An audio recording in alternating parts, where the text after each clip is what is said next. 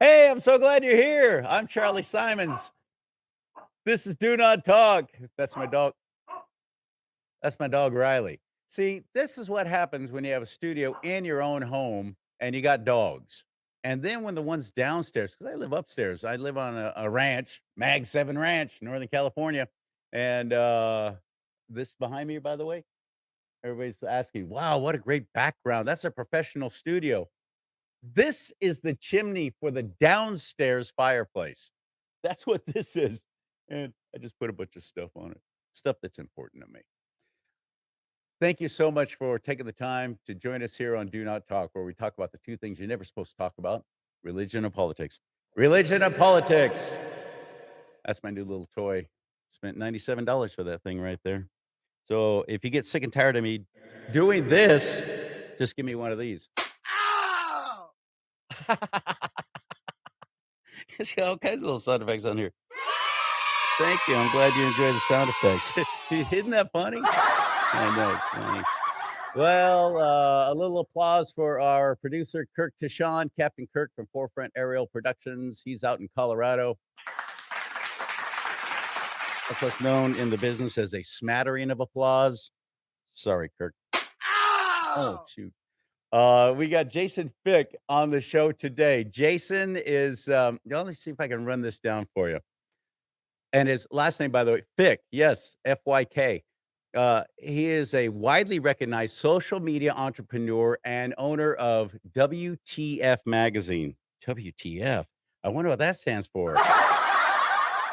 He's also a successful internet-based online magazine and social media network creator.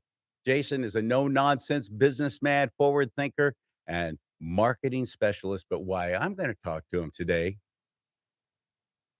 he's making some serious things happen when it comes to election fraud. Serious things happen.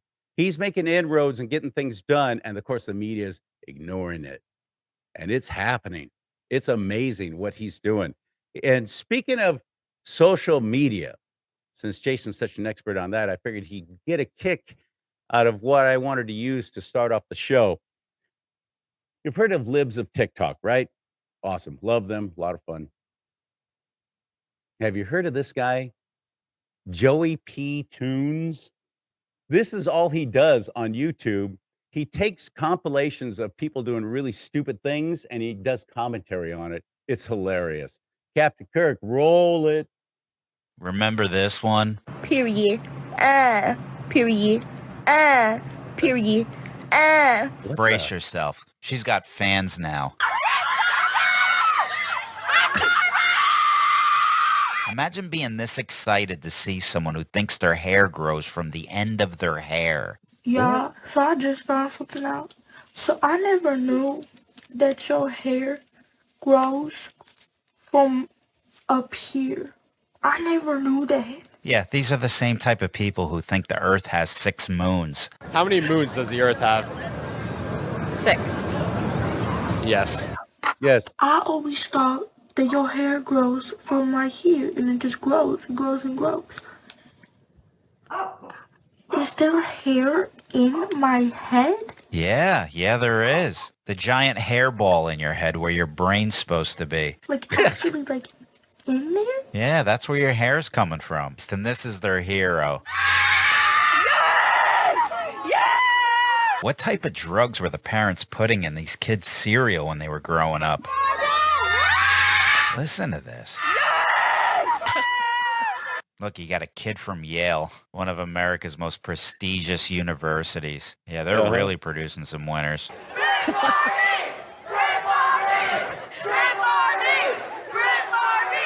I blame Master P for all of this. Make them say, Oh, you made him say, all right. Period. Looks like you got your wish, pal. Security, security, security, na-na-na. Hi. You look so pretty. I love you. Yeah, it's not just the youth either. Apparently Cabbage Patch Barbie's big with grandmas. Here's our biggest fan, 64-year-old Madonna. Period. Period. Period. Period. Period. Period. Period. Period. Could you imagine scrolling through your Facebook feed and you see your grandma doing this? You'd be horrified. Look at her trying to stay relevant. Looking like a stuffed cat. There's She's got a Madonna. wooden ass now. What Look at her. the? She's got the backside of Woody from Toy Story. What the hell happened here? All right, I'm going to go throw up in the woods. Hey, listen, when you watch that and the young people that are clamoring and screaming and worshiping that kind of garbage, I want you to keep that in mind the next time some politician recommends lowering the voting age to 16. Next time somebody standing next to you says that, that's what you do. Here comes Jason Fick. Get ready on Do Not Talk. Hit it. Yep, here he comes. Riding his trusted steed through the Sierra foothills as he brings you the news. He calls himself Charlie. What you doing, Charlie? Sorry, Charlie. Hi, Charlie. There you are. Look how cute you are. Yeah. Hey, Charlie. What's with the dark glasses? And now, here he is, a man of God, living in a world of Disney. Ow, Charlie! Charlie Simons. Charlie bit me.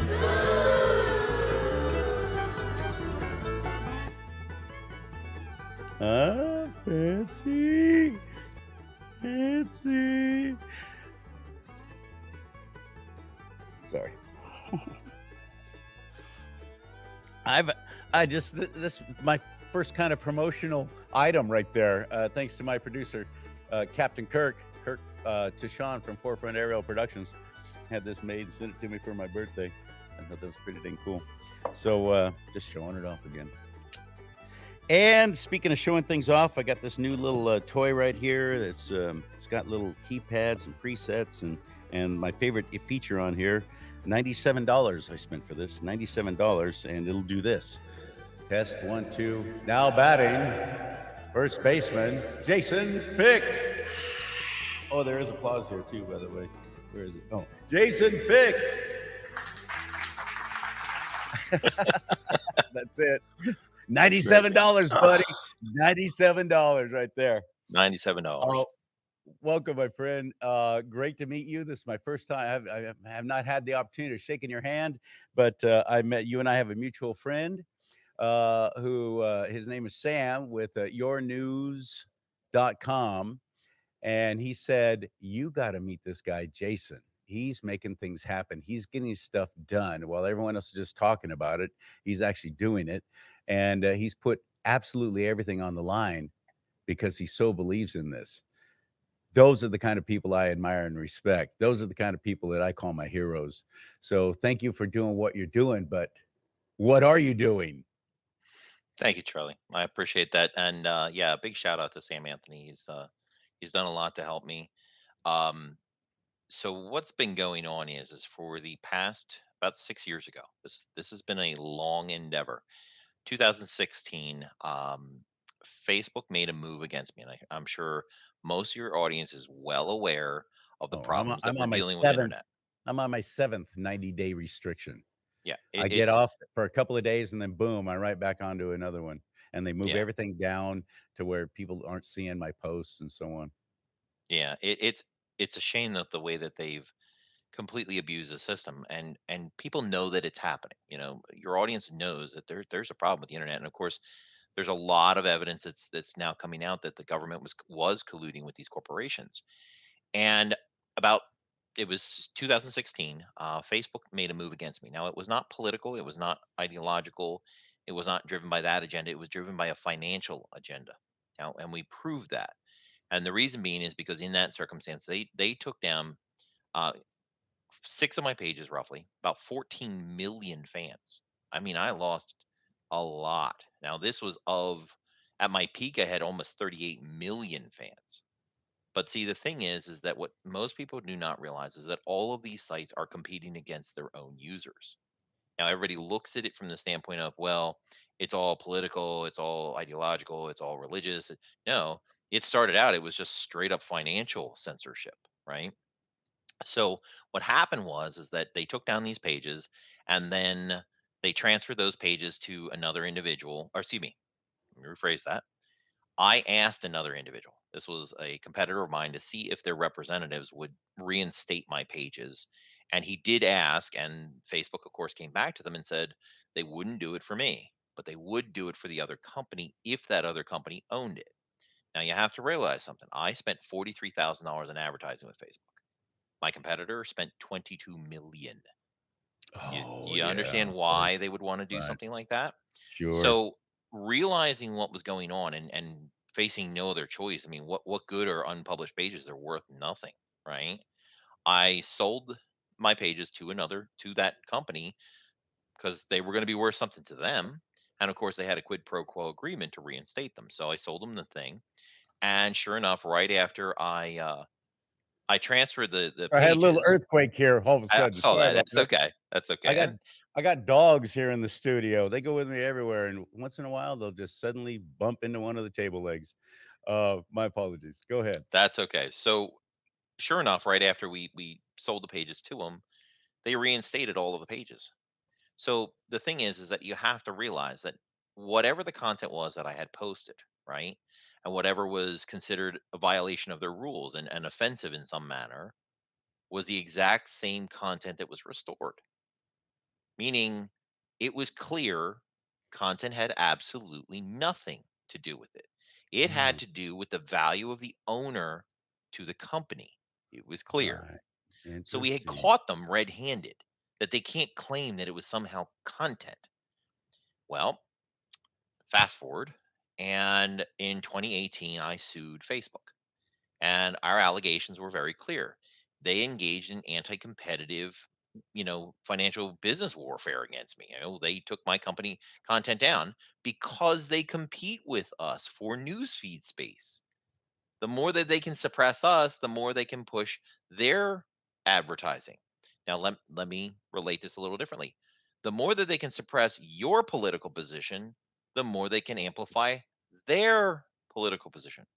The more they can suppress your religion, the more they can advance their. Are you seeing how this works? Absolutely, and we're seeing it all unfold before our very eyes with what's going on with Twitter. Right. So people, that your audience, and I'm going to give them a warning. Pay attention to what I'm saying because everything is critical. It's very, very. It's the problems here are subtle, but the magnitude are huge. Okay.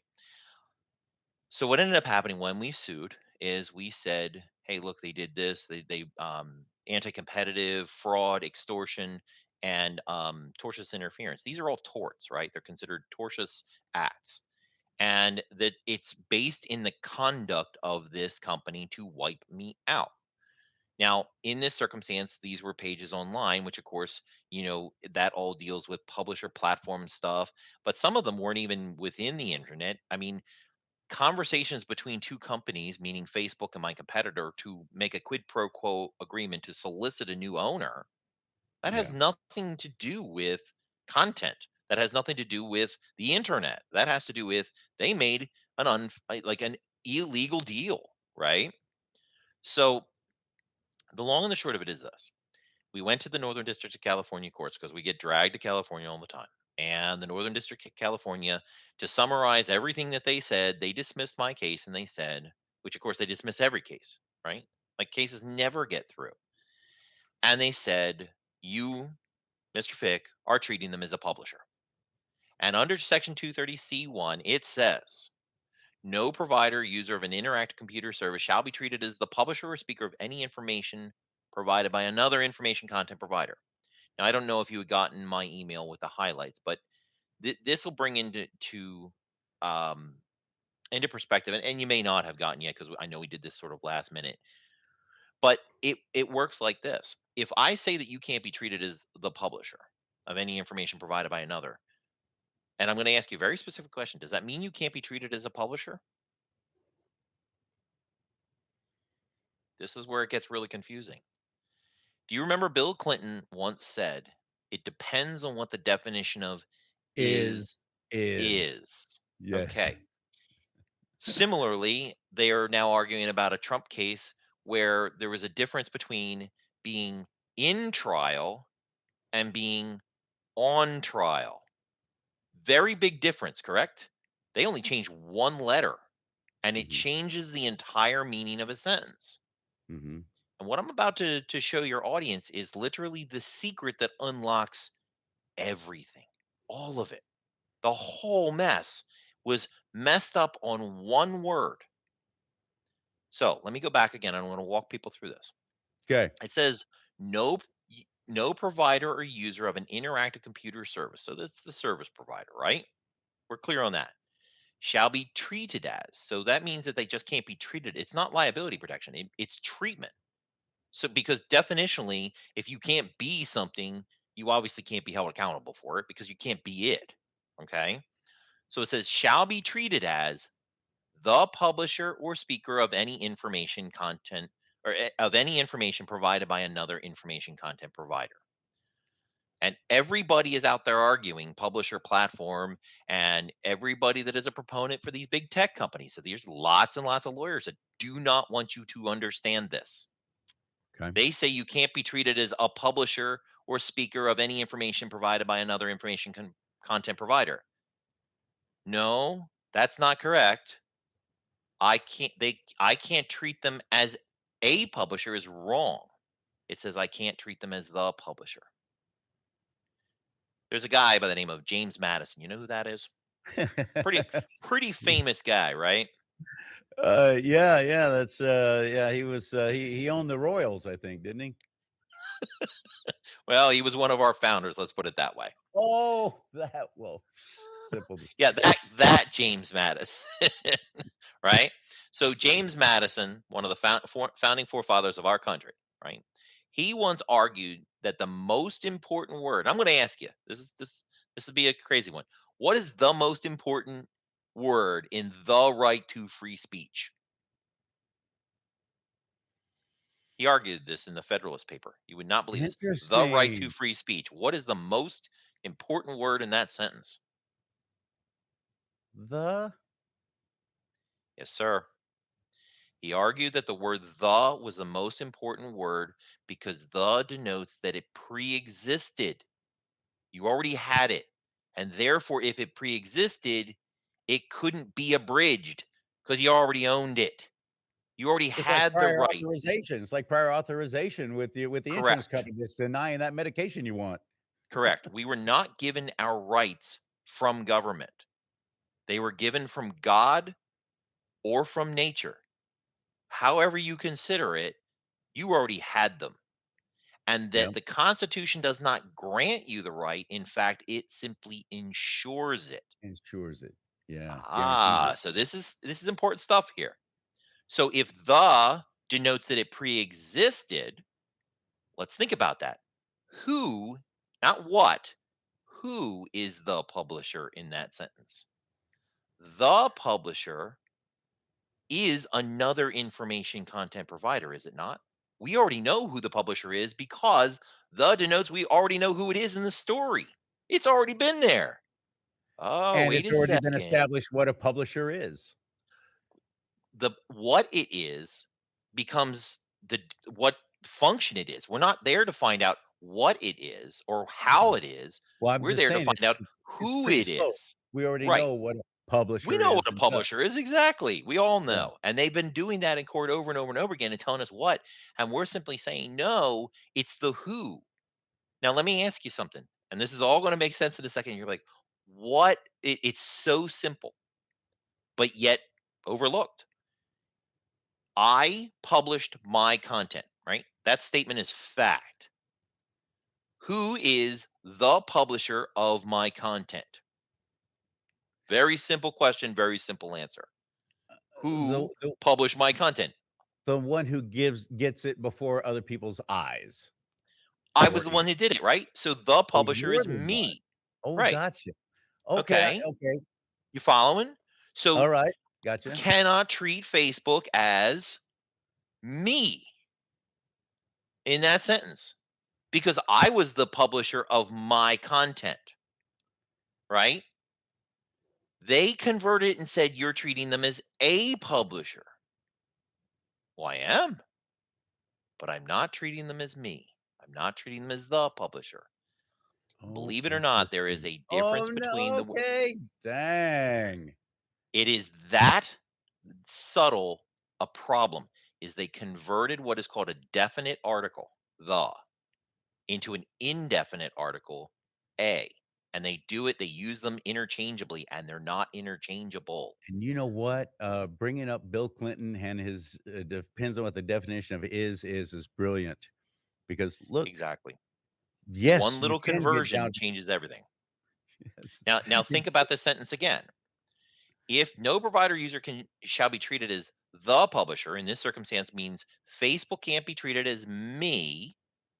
Now, if we change it and we say no provider user, Facebook can't be treated as a publisher, Yeah, because you it's can any publish whatever publisher, you write or think or say or produce on any secondary. platform. It's Right. secondary publishing, So it's a meaning it shifted from the original publisher to any publisher. And in this circumstance, if you can't treat them as a publisher, it means that I cannot treat Facebook as Facebook.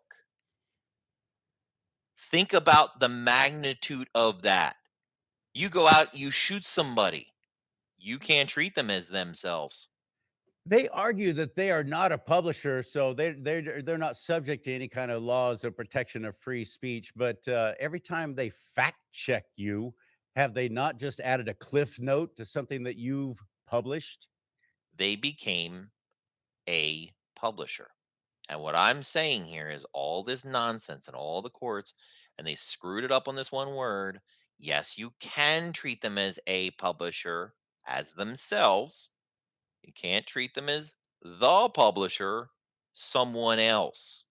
It fundamentally changed the entire the whole reason that sentence, works. Now, obviously, my opponents would say, whatever, buddy. That's just semantics. Well, not exactly, because if you can't treat them as a publisher when you act as a publisher, there's another subsection that most people don't realize right below it that says that they can remove con- any information they consider otherwise objectionable. Lots of people know about that, and they think that that's the problem. It's not Goes the against their problem. community standards. Right, exactly. But that is not literally what is applying in courts. Not at all. Do you know why? If I said to you, you're allowed to make a right on red, but the previous statement was you're not allowed to drive. What good is being able to make a right on red, right? Because you can't drive in the first place. Well, isn't restricting materials that are offensive or otherwise objectionable, isn't that publishing? That's secondary publishing, isn't it? But if they can't be Editor treated as a publisher in general, acting as an editor for a newspaper or an editor at a television news organization. It's the same thing. Editor gets final approval and decides, yeah, I'm cutting this line out whether you like it or not, even though you bingo. wrote it. You work for me. Well, we don't work for Facebook, do we now? Right. We don't work And for see the Twitter. point is that second portion that says that they're allowed to restrict materials is the only publishing function they're allowed to do. It's limited. In misconstruing the first one, reading it wrong, because I mean, this isn't like fanciful, things that I made up in my head. No, it says it right there in the text. It's right there in black and white. If it's used correctly, it means they can't be treated as someone else under the first section, and it means they have limited publishing capacity to be done as a good Samaritan and in good faith. The problem is that that doesn't apply because you can't be treated as a publisher, and that is how I got dismissed. They said you're treating them as a publisher, you're gone, and we're like, but they restricted my materials as if they were offensive in bad faith. Doesn't matter; it applies to the first one. And then we said, but then the first one renders the second portion redundant. It's useless. Oh, no, no, no, it doesn't. This is what the Ninth Circuit Court said. No, no, no, no. No, it doesn't do that. Perhaps because they developed the information even in part. That's an exact quote. Now, let me ask you something. Developing information, meaning you're manipulating it in some way, is that or is that not still publishing? Of course. Of course. So And there's no difference. That would be covered too. The Ninth Circuit Court of Appeals, the makeup of it has changed somewhat, though. It Eh, didn't matter. but here's something else that I wanna talk about. And you mentioned Bill Clinton earlier. It happened under his presidency. Of course, he had nothing to do with it. It was that little window where we had control of the House and the Senate as Republicans, the Newt Gingrich days, Section 230. Well, Okay. that's what we're talking about here. That's Uh, that's the uh-huh. fundamental mistake that happened. Most people have no idea. It comes down to one word. It depends on what the definition of is. That one Mhm. word got mistaken. And what happened is it was a cascade effect where they just can't be treated as a publisher in general, which means they have absolute sovereignty from everything they do. Everybody is getting dismissed wrongly. And I had that happen. I took my case all the way to the Supreme Court and I said, hey, guys, this is wrong, but the courts have no um there's no oversight to it. Like they can do anything they want, acting under statutory sovereign protection. So you did Up not get a until just favorable recently, ruling, I obviously, didn't even otherwise you get would to have heard. see a judge. I never Yeah. got a single hearing. Now let me What let year me was ask this? you, What year was this? this was 2020. So this Section 230 stuff could have been solved a while ago had they heard my Supreme Court cert, right? We went all the way there. Now, if I never got a hearing, now I'm going to ask you another one. This is all constitutional stuff, right? And I'm taking it slow so people understand because it's confusing. That's why it's so messed up. That's why it took so long to get this repaired. So let me ask you something. If the government or any agent of government authorized by the government takes your life, liberty, or property, what are you entitled to? Do you know? Due process. Bingo. You get your day in court, right? Mhm. Now, if I never got a hearing, I never got to court. This is No. pre-hearing. I got dumped. I had my property taken by Facebook under the authorization of Section 230, which was written and enforced by the United States government, took my property, took my liberty, would not handle my redress, or excuse me, would not redress my grievances. And in doing so, going all the way to the Supreme Court, I was denied of all remedy. They violated my Fifth Amendment constitutional rights. Now, why is that important?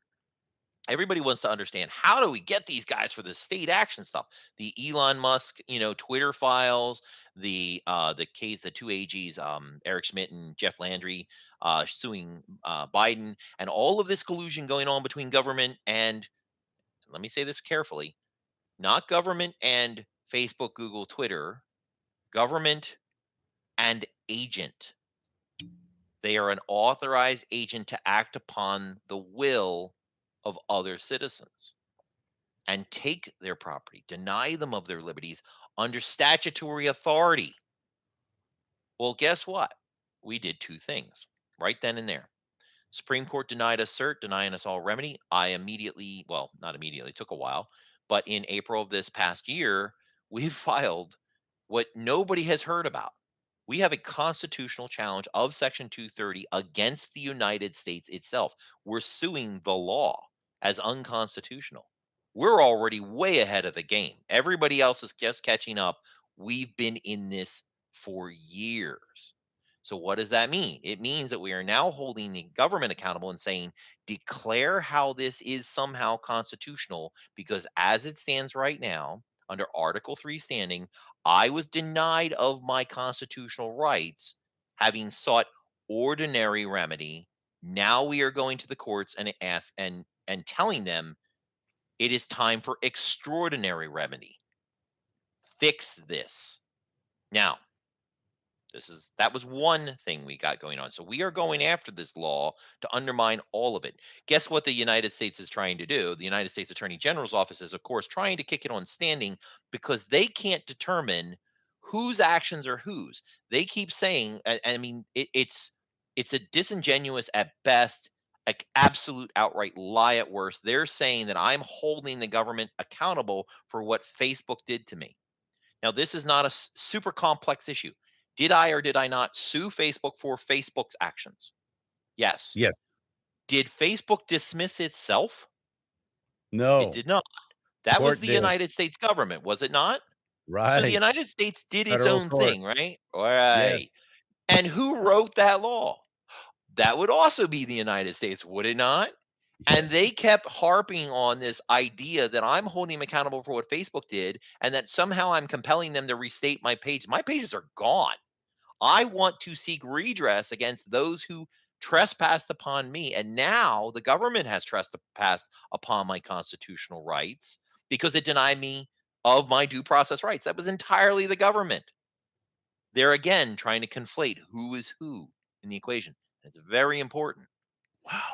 So the second track we went on is we went back to the Ninth Circuit Court because, or Jesus. excuse me, not to the Ninth Circuit. We went back to No, the Northern Supreme. District of California Court. Oh, gotcha. Okay. So we had to go backwards now. We're starting back at the beginning again because we now had a conflict. Another case called Enigma versus Malwarebytes, believe it or not, said anti-competitive blocking is not immune under the general provision, the Good Samaritan general provision of the statute. That was exactly what we had argued, that they had anti-competitively taken me down. So my case being dismissed on 230C1 that you can't be treated as a publisher now is in conflict with the Good Samaritan general provision of the statute. We have a conflict. Now, the Supreme Court didn't handle it because they generally don't handle internal conflicts between, circuit, the same circuit. They should fix their own problem, but they're not. And it was interesting. So we said the general provision, which is 230C, presides over 230C1, which is what they dismissed me on, and 230C2. Well, the judge took 7 months. He renders a 2-page decision stating that, oh, well, Enigma considered 230C2. Your case was a 230C1. And we're saying, but it's located in 230C before it. And it's the general provision that you're saying doesn't apply generally. Think about that. It's literally presides over the whole statute, saying first and foremost, they have to be a good Samaritan. Now they're saying, oh, no, no, no. Yours is excluded from that. And it's like, no, it's not. Like, that's what it is. So, and it's, there's a formal name for it, right? It's not actually, the formal name is not called a general provision. It's actually called an intelligible principle. It's it's the motivation behind any action these companies can take, right? The intelligible principle is actually articulated. You understand? Articulated, meaning it's in quotes. It's physically, it's got a structure to it. So we know what it is. And that means that the government gave them a directive. They said, you got to be a good Samaritan first. It's a threshold question. No court has applied that. And we said, well, look, we go to the Ninth Circuit. We said, it's got to be the intelligible principle. And if it's the intelligible principle, it has to preside over the whole statute. And just for catch 22, just so you know, Jarkesi versus SEC, another case that just happened to be done this year, Fifth Circuit case, determined that if it doesn't have an intelligible principle, so let's just say we're wrong, it's not the intelligible principle. They determined it's unconstitutional. So they had a decision between it applies to the whole statute or it's unconstitutional. It's a catch 22. Either way, I was not given justice. I was not given my remedy, and I should have been. So what do? What happens when you're faced with a catch-22 question and you just don't want to answer it? Let's find a procedural reason to get rid of him. Yeah. So they dismissed me on a procedural timeliness issue. Now you have to realize something. Section 230 has been in contention for years. It was in and out of 1996. appeals. 1996 when it was first enacted, right? Even the Enigma decision, which is they're saying that I didn't come to them fast enough with Enigma, the Ninth Circuit made a determination that went right back into appeals. There's a statute of limitations. It's discretionary. They get to just decide what's timely, and it's like, oh, I'm sorry, you missed the expiration date. Oh my goodness, I'm sorry. Literally, it's like coupons at CVS. Dang it, I missed it by 1.5 hours. I don't get my 20% off. Basically, that. So that's the thing is that it happened in the ninth a year and a half earlier. But as soon as they made the determination, it was challenged. So it went back into appeals, and then it was found, and then went back into appeals, and then it was worked on again, and then it went back into appeals at the Supreme Court. And it wasn't until the Supreme Court finally denied cert, meaning it finally became settled law. 19 days later, it was in the Supreme Court. When they denied us, it was right back. 2.5 months later, it was right back in front of the Northern District of California. Do you think that that's reasonable? No. Entirely reasonable. Not only that, but we had also brought what are called supplemental briefs, meaning we put other cases that now conflict. They're literally piling up because my case is wrong, but they're trying to protect these companies, desperately holding on. So these other And cases we filed immediately. Jason, just very quickly, why? What's it? Why is that in their best interest to side and to decide that they're going to protect those poor little innocent social media companies from this big bad bully, Jason Fick? Well, think about this. Who, and real simple, who I gave mean, I know the section? answer. It's We know the basically I answer, but want to hear we're your going to take. do it. We're gonna lay this out for everybody else like that. Good. Who wrote Section 230? Congress. Mhm. Who gave that authority to regulate private citizens? Congress, the government. Then who protected these companies? The judiciary. And who is colluding with these corporations? The executive branch. All three branches of government have turned over internet free speech to corporations in order to launder our constitutional rights. Yeah. Welcome to America circa 2022. Yeah. They are all working to destroy our rights. They are trying to take them. And we are now fighting, asking them. Now, this is the pivot that's going to happen very, very soon. We have been asking them to fix their mistake. They're not inclined to fix their mistake. California didn't do a damn thing to help me. Nothing. And you have to realize dismissal is an extraordinary method to just kick you out before you even get started. And even though we made an incredible argument, have been right all along. Now, we didn't have any way to prove we were right, but because we were asking them to adjudicate this thing, we were asking. Well, we're about to be done asking. Now we are going to be demanding under common law, meaning we are switching to our constitutional rights and saying, Oh, I hope so. enough is enough. We gave you the power to be there, that you were Yeah. engaged in maladministration, that you are not doing the job that you swore an oath to. This is shifting very, very quickly. And crazy enough, while all of this is going on, another case, and this is one of the, and you probably have never heard of it. Nobody has. Why? Because the media is part of it. They don't want you to know that this exists. But let's put it this way. Henderson versus Public Data was a case that came out November 3rd. So this is very recent, right? I got it November 4th. November 5th and 6th, we read it over the weekend. The 7th, we filed a supplemental authority of my case. It is directly at odds with my case in another circuit. Not only is it directly at odds, it proved that all of the work that we had done and everything that we had said was right since day one. It is now in direct conflict with the Ninth Circuit Court. Now, let me tell you something. There are three types of cases the United States Supreme Court kind of needs to deal with. One is a habeas corpus when a life is on the line, rightfully so. Somebody's about to pay the ultimate price. Second thing is a constitutional challenge. Well, I already told you, I've got that in the pipeline. A full constitutional challenge of the law where we're seeking declaratory judgment. Now, I want people to understand I did not file a civil rights case and I did not seek to take your money, meaning the government, right? That would be our money. I am not seeking a dime out of it. I want them to fix the damn problem. So this is not a financial motive in any way. Now, I already have that one. Well, now I have the final piece. I have a conflict between courts, not internal, external. The Ninth Circuit Court in my decision conflicts directly with the Fourth Circuit decision, and it's major. And and it's so major that one of the big proponents, right? This guy, Eric Goldman, wrote this. Eric, he is like one of these guys that's trying to keep the whole thing in place for these big tech companies, right? And he always, he basically, I wouldn't say slandered, but let's put it this way. I want to read you a quick quote. This guy is totally trying to keep big tech in power, and he's wrote slanderous garbage about me. Because So it's worked beautifully for them up to this point, hasn't it now? correct. It even But I really got them the 2020 presidential election. Yes, and as cliche That's as so this is, obvious. I am legitimately the tip of the sword to break the first piece.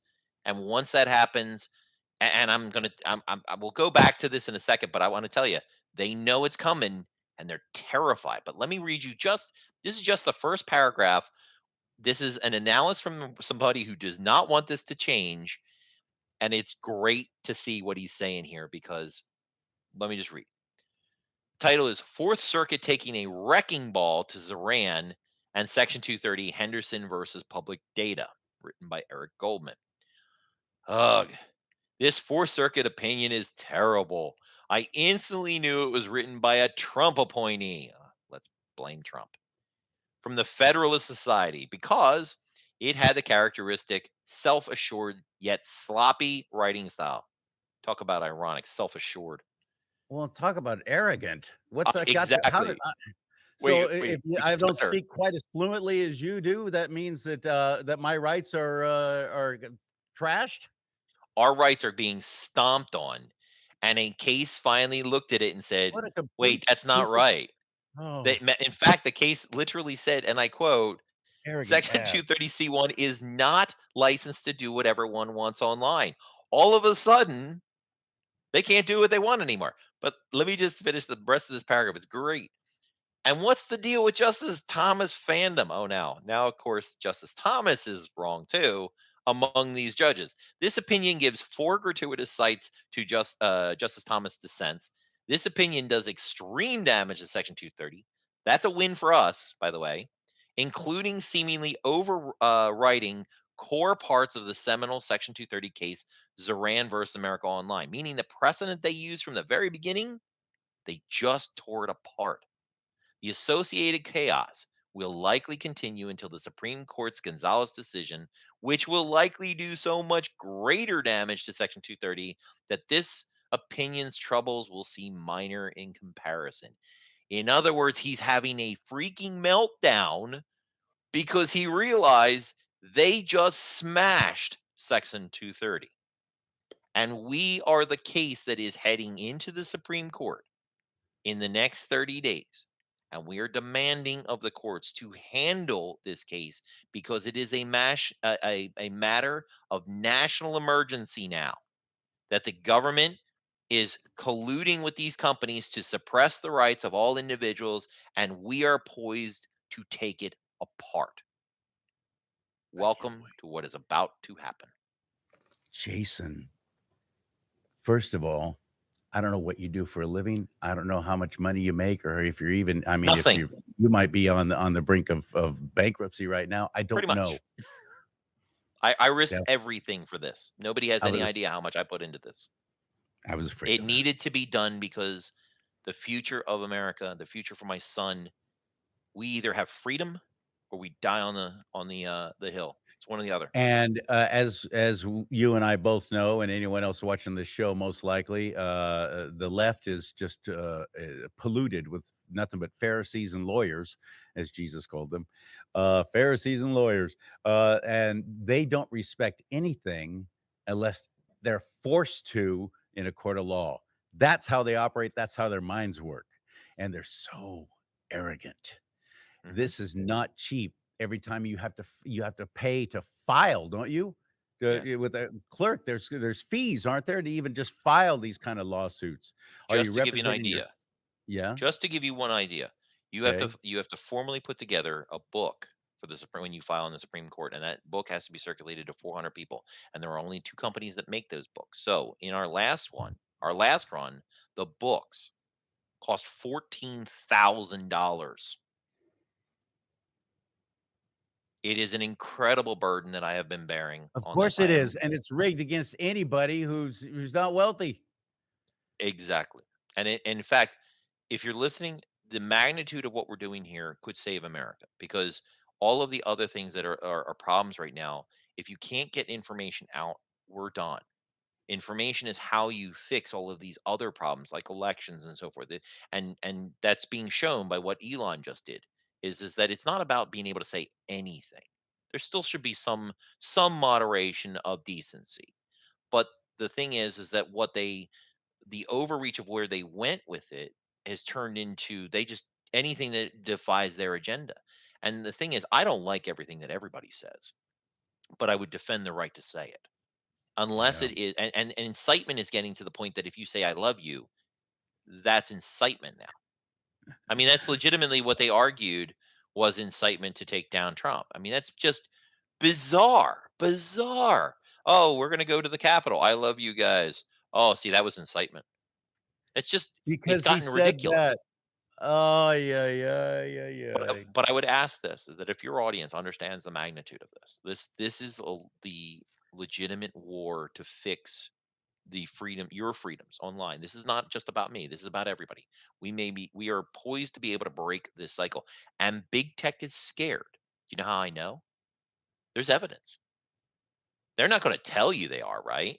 Well, do you happen to, obviously I told you I filed a constitutional challenge. Do you know what happened right at the time I filed that? Huh. Facebook changed its name to Meta all of a sudden. And then Meta lost lost a whole almost $1 trillion building a VR. How much do VR sites cost?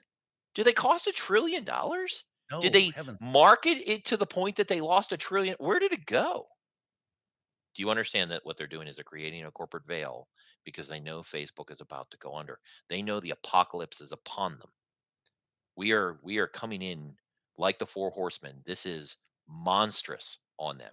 And the best part is that if you notice recently, Tim Pool, he went on there and he exposed excuse me, the um, Google had gone to Tim, called him up and said, "Hey, we need you to push the idea that Section 230 shouldn't change." And they started calling all their influencers, and he exposed it. He said, "No, are you kidding me? Like, no. Why do you think they're calling their influencers to try and keep Section 230 as is?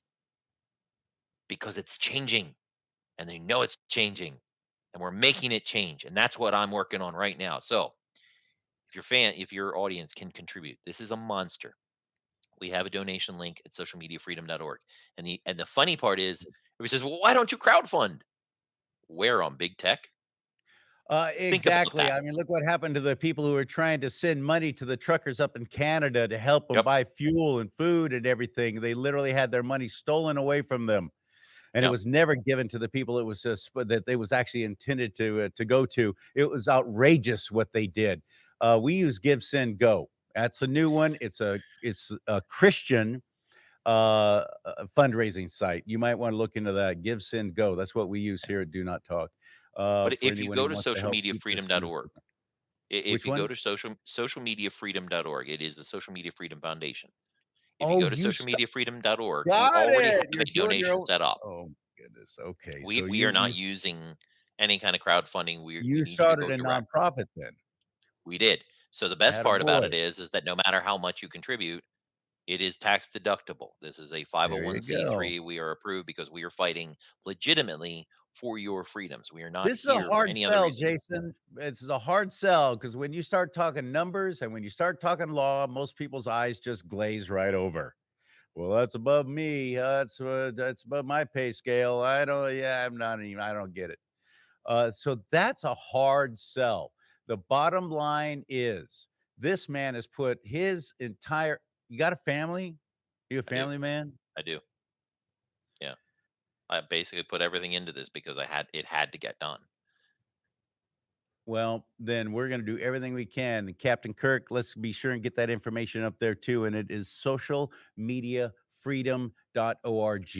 Socialmediafreedom.org. And share that. Let people know. Share this show.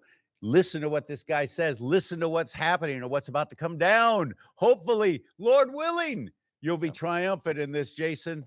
Thank you I may so very well much be for time. what you're doing. Thank you, Thank you Charlie. so much. Will And you thank come you for back what on you're again doing. and give us a little progress report? Of course, of course. And I have to Okay. thank you for what you're doing. This is how we get that information out now. You know, and Elon even said that big tech is just not a thing anybody. Nobody cares anymore. they say that they think they do, but the reality is that we are now the news. We are the power. We are the ones that gave these people their jobs. It's time to hold them accountable for their jobs. So Amen. thank you. I Amen. appreciate you Oh having yes, me. brother. Oh yes. I'm looking forward. I'm in. I'm all in. Thank you. That's Jason Fick, and look him up again, socialmediafreedom.org. I'm Charlie Simons. This is Do Not Talk, where we talk about the two things you're never supposed to talk about, religion and politics. Thank you, Captain Kirk Deshawn from Forefront Aerial Productions. Dogs are going crazy. I don't know if you can hear that. I don't know what's happening here at the Mag 7 Ranch. Somebody must have busted through the gate, and one of the cattle got out, I guess. We'll find out together, won't we? Anyway, thank you, Kirk. And thank you for always being there, even when I flake and I forget and mess up. Thank you for being there. And thank you for liking, subscribing, and sharing this show. When you share this on social media, it breaks down those algorithms that Jason Fick and myself have been definitely had thrown and thrust upon us by social media. So you can help by sharing this show on your own social media page, and his stuff too. He does a podcast as well. So go to socialmediafreedom.org. And thank you again. May God bless you and keep you. May God bless America. But most importantly, may America bless God.